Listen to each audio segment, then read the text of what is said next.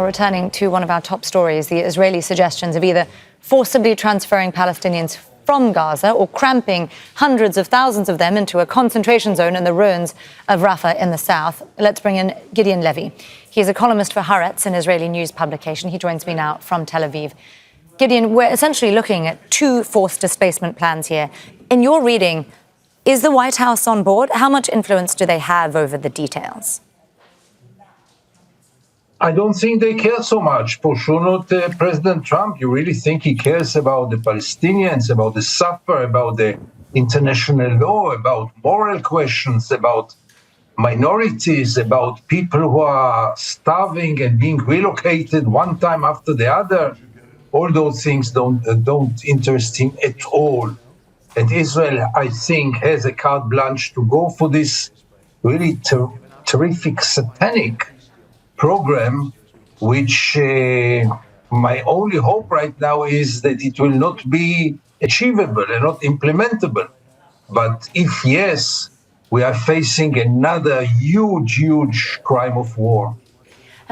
Gideon, let me ask you then from the Israeli perspective, how are Israelis at home receiving this idea?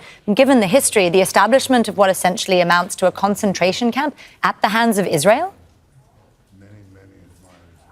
Unfortunately, we are now after 21 months of a very ugly war, which hardly bothered most of the Israelis. Most of the Israelis, not all of them obviously, but most of the Israelis really believe after the 7th of October that not only Israel has the right to do whatever it wants, but that there are no innocent people in Gaza, and therefore everything can be legitimate. And that's the mindset of Israel today. We might like it, we might not, but we cannot ignore it. The majority of Israelis will be either indifferent or very supportive. That's the zeitgeist. That's the mindset of Israelis right now, and we better face it.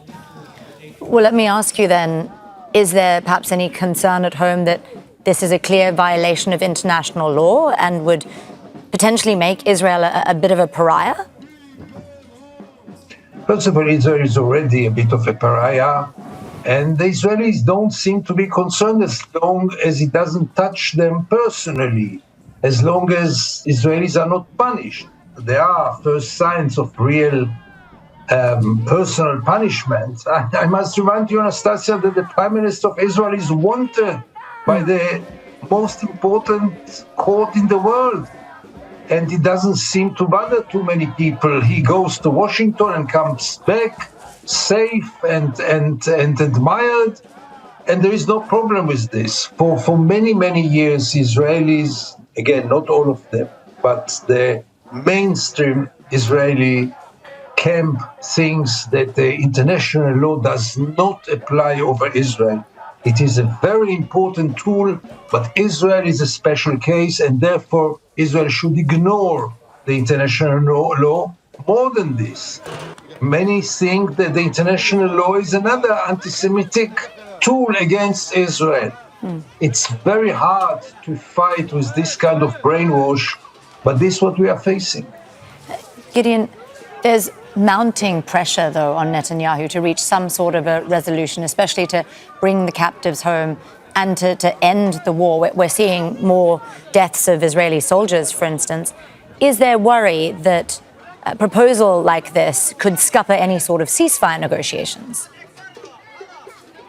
No, because it's very clear that Hamas is now struggling over its existence. And I believe a ceasefire deal will be achieved, but it will be very partial and it will not solve anything and very temporary. I just would like to remind ourselves that the last ceasefire was violated by Israel very soon after it started to be implemented. I'm very afraid that the same thing will happen now. Last quick one. Before I let you go, Gideon, just based on what you were saying there, is there a feeling in Israel that Israel has essentially won the war? No, this I wouldn't say. By all means not. There is a very heavy concern, both First of all, the hostages are not released yet, so what kind of victory is this? Secondly, Hamas is still alive and kicking in Gaza. We are negotiating with Hamas indirectly. Hamas here and there even launches some rockets. This is not a total victory. No Israeli seriously believe that the victory was achieved.